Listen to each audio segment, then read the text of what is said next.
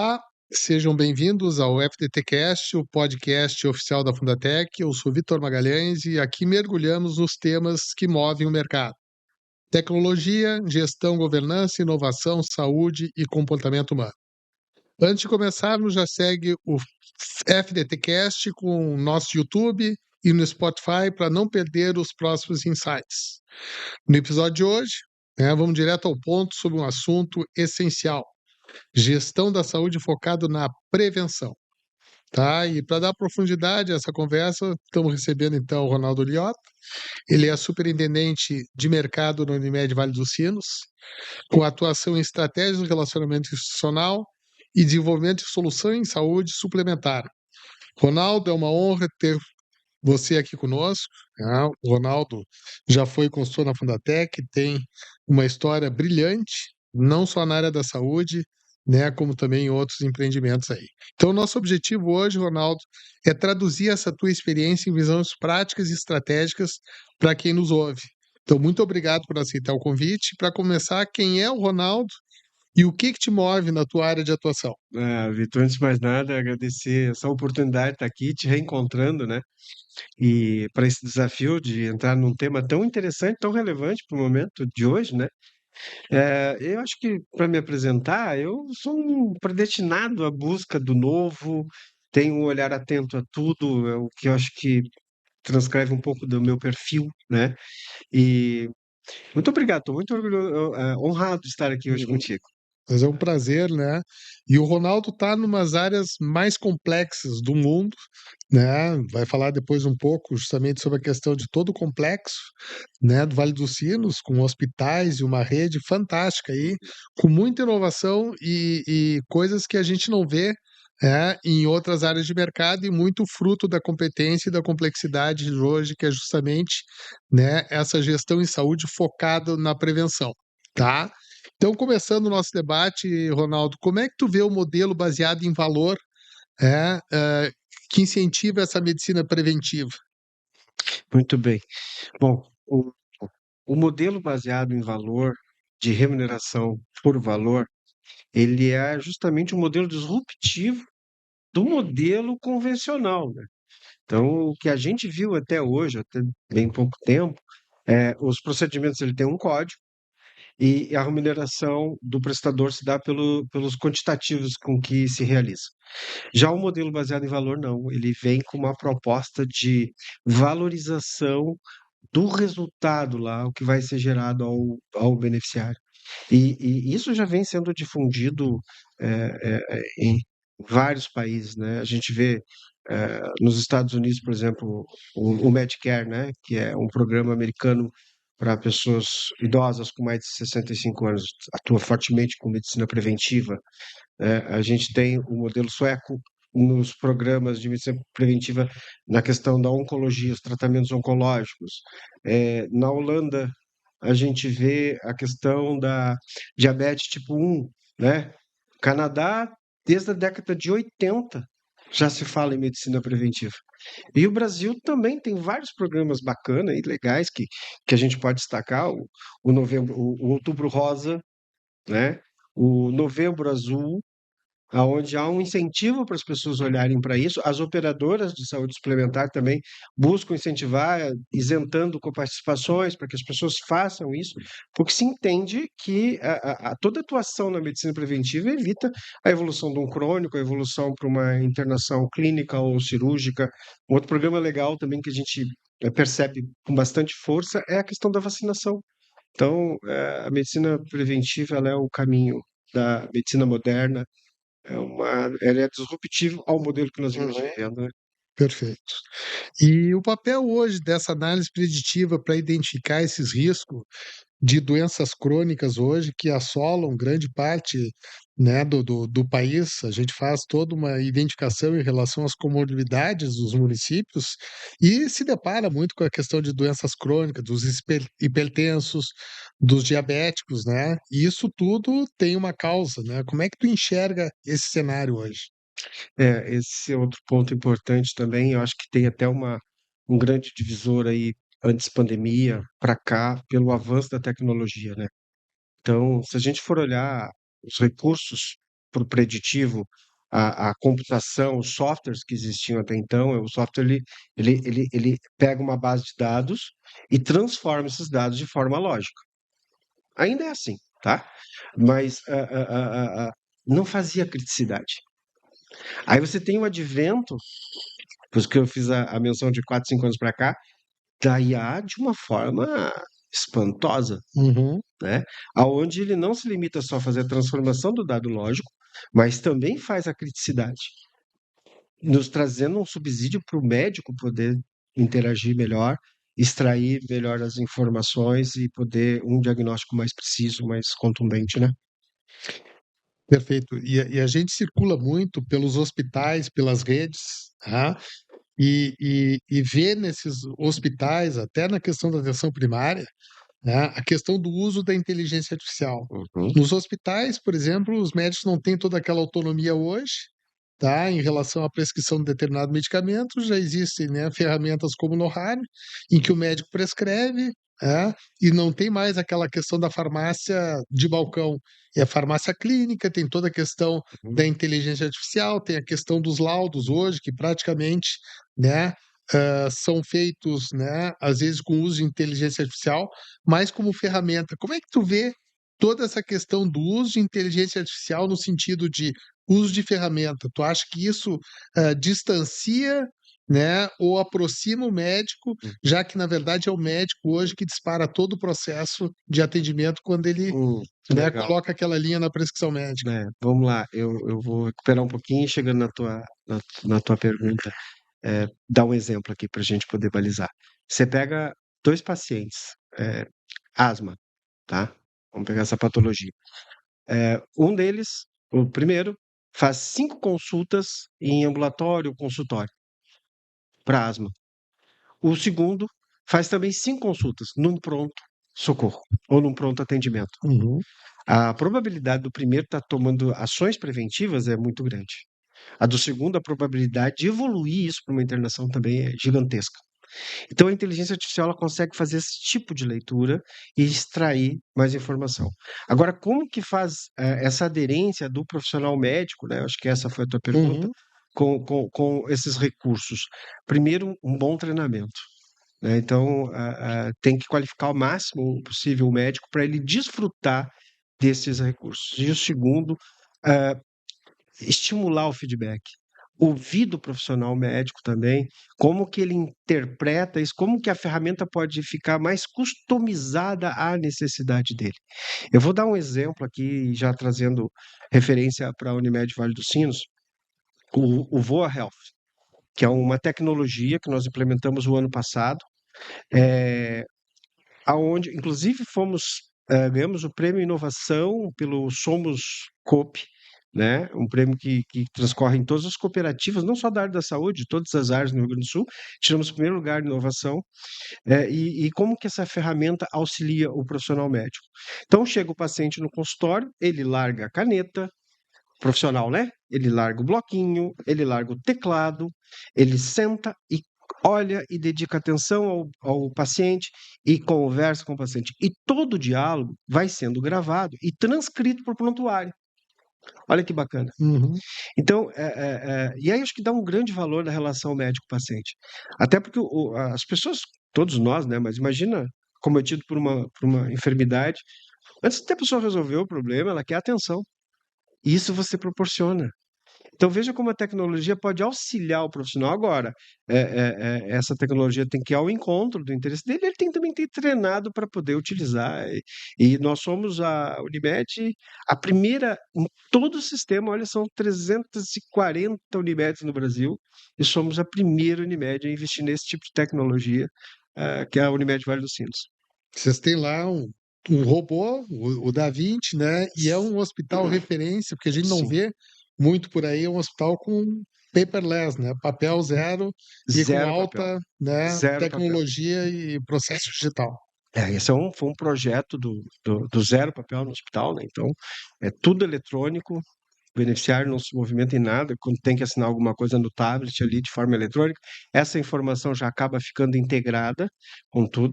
né? E a vocação da Unimed é investir em tecnologia, né? Temos lá 2 torres em Novo Hamburgo, mais uma em São Leopoldo, e agora avançando mais ainda, né, em outras frentes, né?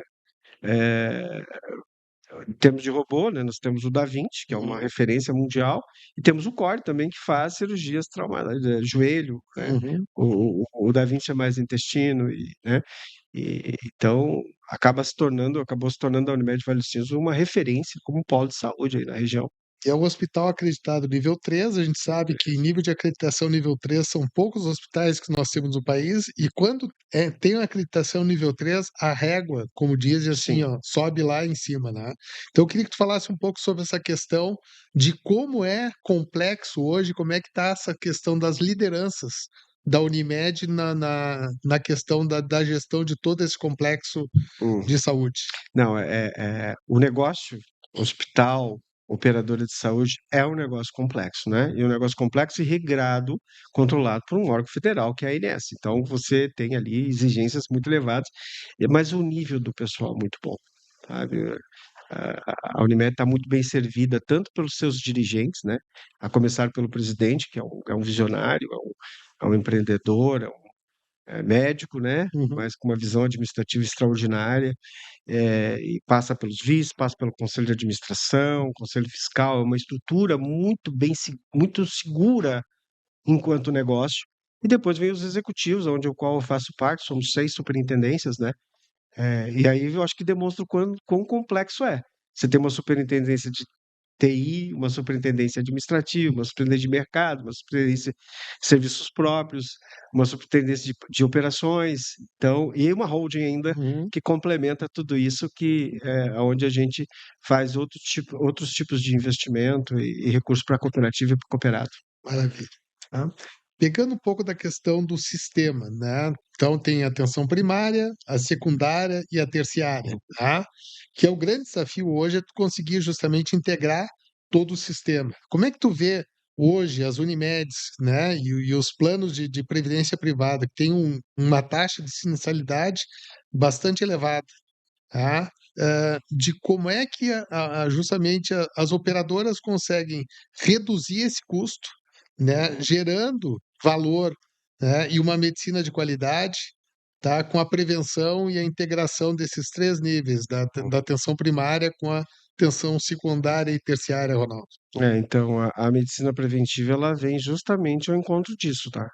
Ela é o fato gerador de evitar grandes custos, né? Tanto para as demandas de crônicos ou evoluções de internação, né? Eh, o acolhimento é fundamental, né? Então, por exemplo, eu vou dar outro exemplo também da Unimed Vale dos Sinos, há cerca de uns 10 anos já. Nós temos um produto chamado Plano Pleno, né? E ele é atenção primária em saúde. Estamos lá com cerca de 6.000 beneficiários. Eh, e interessante, Vitor, que é comum você ver a consulta sendo feita para a família inteira. Vai o pai, a mãe, os filhos entram no consultório. E ali o médico tenta entender a dinâmica daquela família, há quanto tempo o pai não faz nenhum tipo de revisão, de check-up, que tipo de alimento, como é que é processado os alimentos dessa família, para dar uma orientação, porque passa também por uma questão de conscientização e mudança de hábito. É claro que esse tipo de modelo, de produto, ele tem um investimento maior no início, porque ele é investigativo, Uhum. né, mas ao longo do tempo você se recupera, não tendo outras contas lá na frente. Na Europa é bastante difundido isso. Aqui no Brasil, eu diria que gatinhando, né, e leva tempo. Você precisa ter, para isso funcionar, você precisa ter uma carteira estável. O beneficiário tem que ficar contigo, né, porque senão você trata, muda o modelo e ele sai, daqui a pouco vem outro. Então você tem que ter uma consistência de continuidade, e é por volta de 10 a 15 anos para você ter respostas significativas, mas esse investir, eu digo que as operadoras de plano de saúde, em nosso caso, a gente entende, não se trata do plano A ou plano B, se trata de ter acesso, portas de conexão, portas de acolhimento. E é isso que nós temos cada vez mais, temos investidos, né, fortemente, seja através das unidades integradas, consultórios cooperados, o pronto atendimento que temos. Outra questão importantíssima que a gente funcionou muito bem logo pós-pandemia, foi o PA digital. O PA digital é fantástico, né? Então, vamos ilustrar assim, uma mãe com filho febril. O que ela faz? Ia pegar o filho, botar num carro, levar para um pronto atendimento, Uhum. se expor a outras patologias, né? Vírus e tudo mais. Hoje, o que acontece? Ela, na madrugada, puxa o telefone, faz uma vídeo. Quem atende ela? O PA digital, uma enfermeira, que vai avaliar a situação junto com ela. Essa enfermeira pode dar 4 encaminhamentos. Ela pode marcar uma consulta eletiva para o dia seguinte, confortavelmente. Ela pode passar a ligação para um profissional médico que segue dali. Ela pode agendar, orientar, não, te conduz assim agora para um pronto atendimento, ou então chamar uma ambulância para socorrer lá. Então, tu vê, mas você elimina desperdício, você otimiza, isso é sensacional.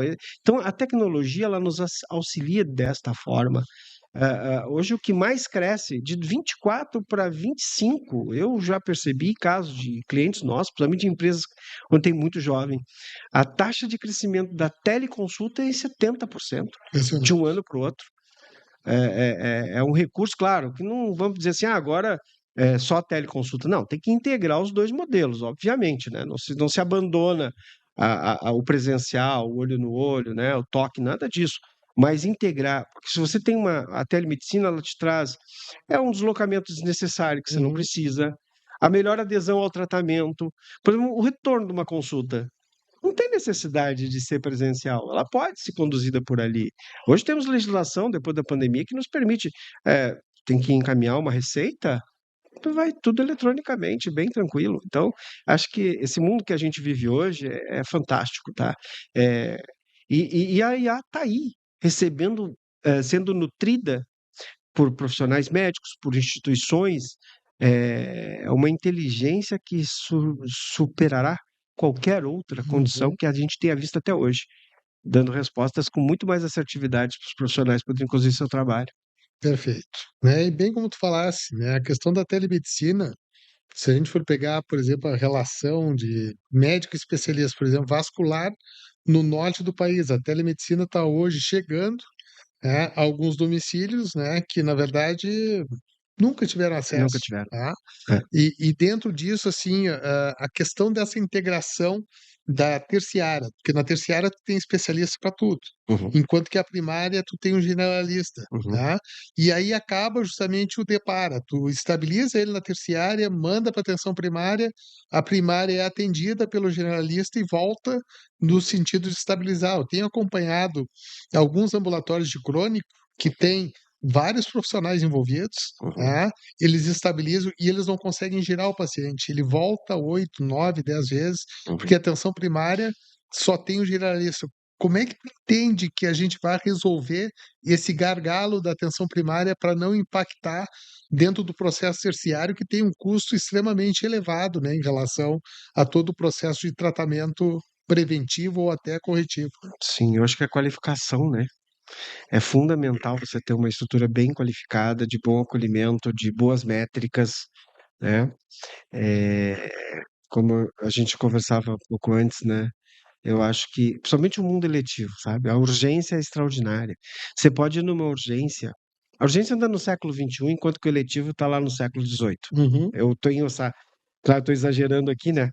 Mas você quer uma consulta eletiva, você vai esperar lá a disponibilidade, tá? Mas se escolher preferencialmente um profissional, você vai submeter a agenda dele, vamos lá, 10, 15 dias você conseguiu a agenda. Aí ele vai pedir exames, mais alguns dias para fazer exames, mais alguns dias para voltar. Para ter o retorno, passaram-se 30, 40 dias para você ter uma conclusão. Você vai numa urgência hoje, uhum. por mais lotada que esteja, você entra, você é atendido. No nosso caso lá, que tem uma estrutura, um CDI extraordinário. Se precisar fazer uma ressonância magnética, você já vai fazer. Vai voltar a sair medicado em 3, 4 horas, está pronto. Então, olha a diferença. Acaba que muita gente que não tem necessidade de urgência vai para a urgência por resolutividade. Isso aí. Então, o que precisa lá no eletivo? O eletivo precisa se qualificar. O eletivo tem que acolher e tem que ter capacidade, por exemplo, de coletar os exames ali, que possível, e manda para o laboratório. No outro dia, talvez a continuidade seja por telemedicina, não precisa nem voltar ao paciente. Olha, tá aqui, peguei teus resultados, tu vai ter que tomar tal medicação, ou fazer isso. Tem que talvez um mínimo, um raio-x, alguma condição, o eletivo tem que evoluir. E nós temos feito isso, várias portas de acolhimento além do consultório, né? Tem a unidade integrada que funciona, tem as unidades do pleno, tem as unidades do essencial, são todas portas de acolhimento e busca essa resolutividade, né? Perfeito. E em termos de desafio nas empresas, Ronaldo, tá? Qual é o grande desafio hoje das empresas de fazer um sistema preventivo, né, aos seus colaboradores? Porque hoje a gente vê muito nas empresas, assim, se tu faz o perfil epidemiológico, 70%, né, tem problema de obesidade, em média, né? É. 20% é tabagismo Uhum, e 10% estão afastados. uhum, Qual é o grande desafio nas empresas nesse uhum. processo? Boa pergunta. Eu acho que tem três aí, tá? Integrados. Uhum, O primeiro deles é a cultura organizacional. Então, se a alta gestão não incorporar isso, né, como relevante, e é compreensível, tá? Porque a gente está num país com uma economia fragilizada, infelizmente.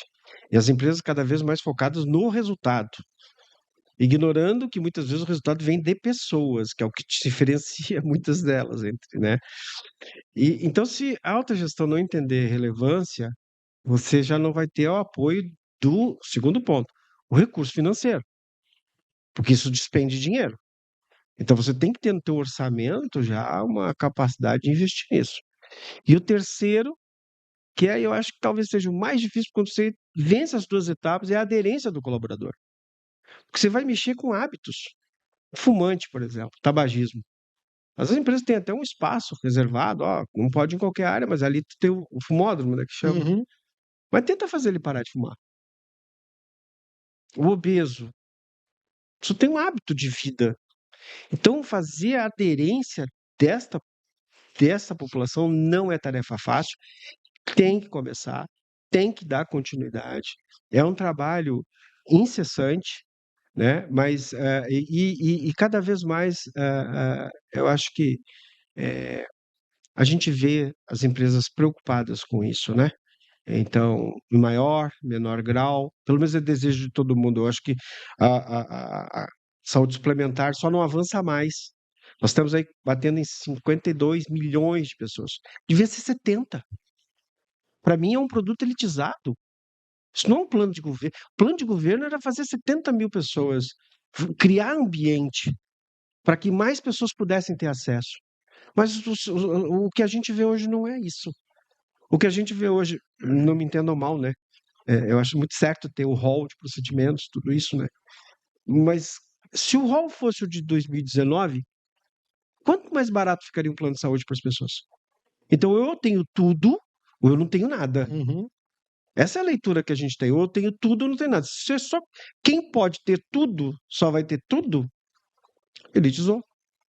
Vão viver nas trevas. Deixa eu descobrir que agora eu tenho uma oncologia, que eu tenho um câncer para tratar. Eu não pude fazer isso antes. Então é muito difícil e não se leva muitas coisas em consideração. A gente está aqui em Porto Alegre, São Paulo, Rio de Janeiro, você está cheio de recursos. Mas e no Amapá? Uhum, E no Acre? Qual o recurso que tem lá para atender o próprio rol? E as pessoas não podem ter plano de saúde se não for um completo. Aí tem que botar o cara num avião para trazer para um lugar com recurso. O nosso país, ele tem algumas dificuldades, sabe? Então a legislação também ela acaba dificultando um pouco o processo para que mais pessoas, mais empresas possam investir em saúde. Então, mais um caminho razoável. E aí essa questão da prevenção, ela é bem mais em conta que qualquer outro tipo de tratamento. perfeito. Tá? Uma outra questão a gente vê muito hoje, né, dentro da medicina do valor, né, da autossustentabilidade da saúde, né, o desafio hoje em relação às tabelas do SUS que não são reajustadas, né, às vezes até os próprios convênios têm dificuldade de fazer a atualização de tabela, né, porque a inflação interna na saúde é muito maior do que o IPCA. Ah, o Tá? VCMH, né, que é o índice das variações dos custos hospitalares, anda em 6, 7% maior do que o IGPM, Uhum. que IPCA Saúde. São universos totalmente diferentes, né? Uhum. A saúde é um produto caro, Muito caro, muito muito, desafiador, né? muito desafiador. E aí tu tem, dentro desse processo, a questão dos pacientes oncológicos, Uhum, né? E o processo de judicialização. Como é que está todo o impacto desse mundo, né, de judicialização em relação a esse processo dos convênios, né? E pegando um outro gancho em relação à qualidade de vida, né, que está impactando, na verdade, os idosos. uhum, Porque como a qualidade de vida está melhorando, uhum. né, automaticamente a idade da população também O está corpo vivendo chega mais, desgastado, né? né? Esse é fato. Ninguém chega aos 60, aos 70 sem trazer algum desgaste. Uhum, E, evidentemente, com a longevidade, né, acaba demandando. Então, as operadoras têm de ficar atentas a esse processo natural, né? Então, por isso o investimento das operadoras é muito forte hoje na medicina preventiva para amenizar essa realidade de custo que vai ter ali, né? Buscar eficiência nos seus custos de estrutura para poder lastrear tudo isso. E, claro, a judicialização, a gente entende, ninguém está ali tá acometido em buscar o recurso num judiciário, mas a operadora, a saúde suplementar é mutualização. Você tem que ter regras, onde todos depositam recurso e tem regras para acessar esse recurso. Quando você tem uma judicialização que descumpre isso, quem vai pagar a conta são os demais. Então é um problema muito complexo, tá? Bastante difícil. Não é uma equação fácil. uhum, Eu estou só aqui ilustrando o cenário que a gente está vivendo, sem achar que tem alguma solução para apresentar, uhum. infelizmente. Mas é um agravo que se tem aí, sim.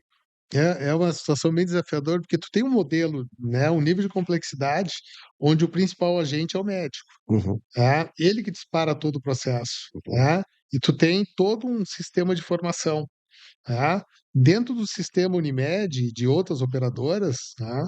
Tu tem toda a questão dos protocolos, os modelos de DRG, uhum, né, para justamente tentar sustentar esse modelo. uhum. Como é que tu vê, assim, finalizando todo esse processo, esse desafio, né, de conseguir fazer uma medicina que agregue valor, que gere resultado, dentro de todo esse ambiente, né, socioeconômico, né, e de crise que vive o nosso país, Ronaldo? Essa pergunta é difícil, viu? Aham. Mas vamos lá. Assim, eu entendo que tá havendo a cada dia que passa um pouco mais de amadurecimento da compreensão do mundo que a gente está vivendo. Se nós não ir para uma racionalidade das coisas, não vai ter saída nenhuma. Então, seja por parte das pessoas em autocuidado, tá? E eu acho que aí, tem uma questão cultural que as pessoas pensam assim, pensa na saúde de forma curativa. Ah, a saúde é para curar. Não, a saúde também é para prever. Então, já começa por aí. A gente vê uma melhora.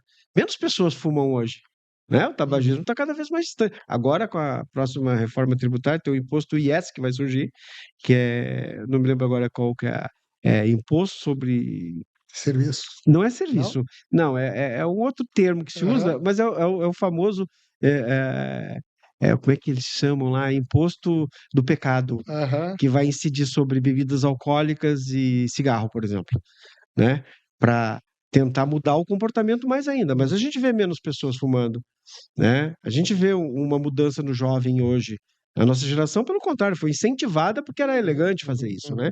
uhum, Então, a gente já vê essa transformação. E da mesma forma, é, os profissionais que atuam na saúde entendem que é um processo que tem outros meios de se fazer medicina, que é o que a gente fala com uhum, a medicina preventiva, que não é encaminhando para uma cirurgia necessariamente, se necessário, claro que vai ser feito, né?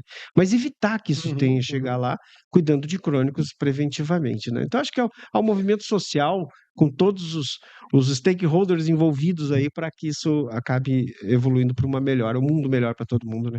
Perfeito. Ronaldo, te agradecer, né, mais uma vez, tá, por todo esse conhecimento que tu trouxe, né? A vida é uma escola, eu vivo aprendendo, aprendo muito contigo, E te agradeço do fundo do coração aí pelas palavras, né, por trazer e poder compartilhar todo esse teu conhecimento. Muito Imagina, obrigado. Vitor, eu tô, como eu iniciei dizendo, né, orgulhoso de estar aqui contigo, poder rever o amigo, né, essa instituição que é uma referência nacional, né, então a gente só se sente honrado de estar aqui, espero ter podido dar respostas Com certeza. condizentes com o que se esperava, espero que as pessoas em casa se sintam motivadas a procurar a saúde de forma preventiva, né, cuidem dos seus hábitos, mudem seus hábitos para cada vez ficar mais saudáveis, né, então de minha parte, muito obrigado a todos. Obrigado.